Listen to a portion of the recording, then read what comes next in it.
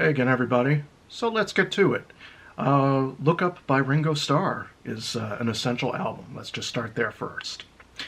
Now, does this mean that it's going to sell more copies than Cowboy Carter released last year or win Album of the Year like Beyonce just did? No. No, it doesn't.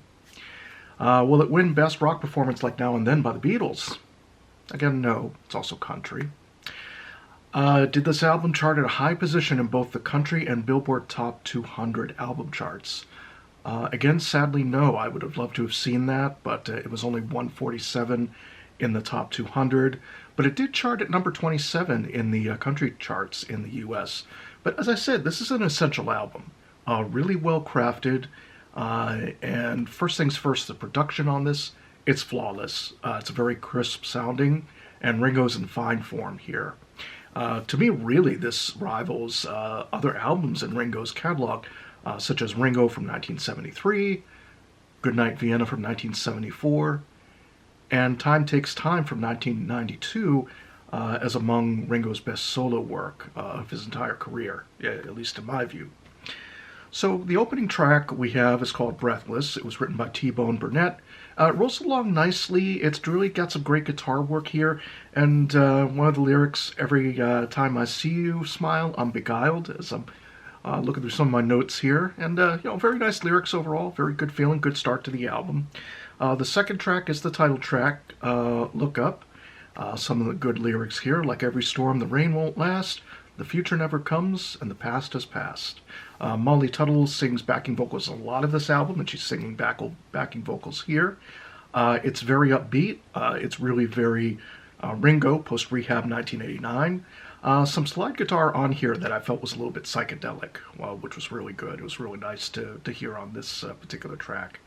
The next track I've got, Time on My Hands. This is the single from the album that was uploaded back on October 18th, 2024.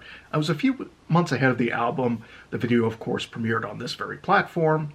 Kind of about breakup and loss, familiar theme in music. Funny enough, Ringo and Barbara Bach have been married almost 44 years now as of the taping of this. Again, nice middle slide guitar. I'm finding that a lot with this album. Next track is Never Let Me Go. There's just a nice harmonica beginning to the track. This almost could be on an early Beatles album as this particular track. So again, a very nice flow to it. Very, very rich harmonica playing on it. Some of the lyrics, I live for your love. I don't live in the future. I don't live in the past. I live for your love. I live in the moment. I live in the now. Again, sort of reminiscent of Be Here Now, which is, as George once sang on one of his albums. So very reminiscent. It's always a theme within the solo Beatles catalog. There's always going to be little callbacks to an earlier solo release, or certainly, to the group days as well. So that's just kind of very nice. The next track we have on the album is Come Back, whistling intro, and I Cannot Whistle to Save My Life. I'm not even going to attempt it here.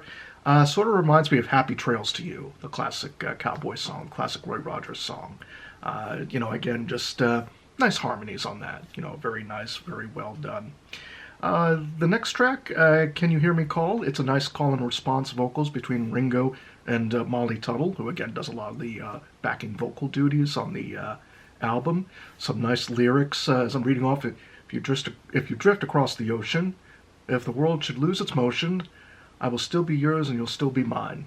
So again, just very nice call and response kind of vibe to it. And again, just a very clean sounding album. Very clean production, very pristine, warm production is what I keep feeling from this album whenever I've listened to it.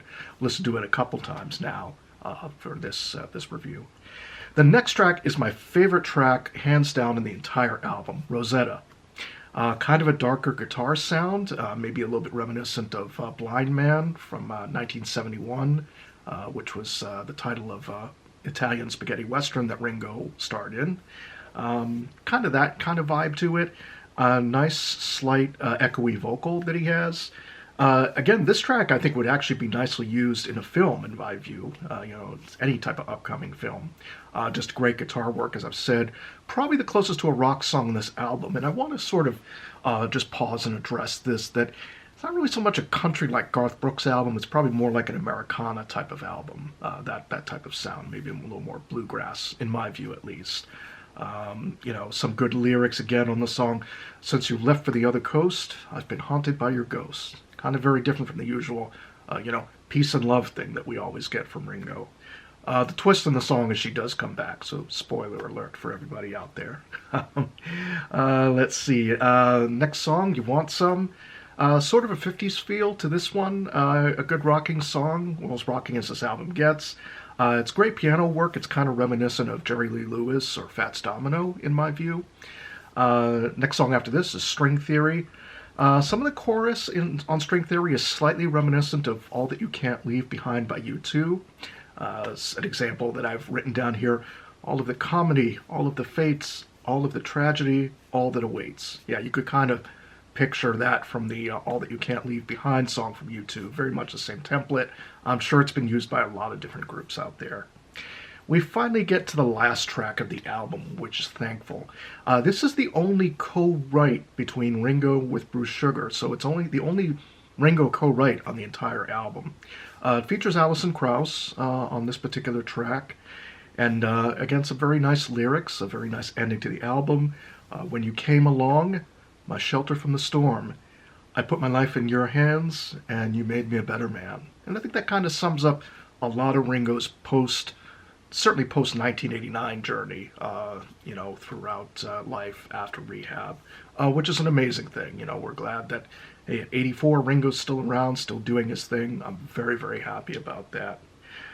So again, that is sort of maybe ending on more of the peace and love vibe from Ringo, although he doesn't really explicitly say it on the album.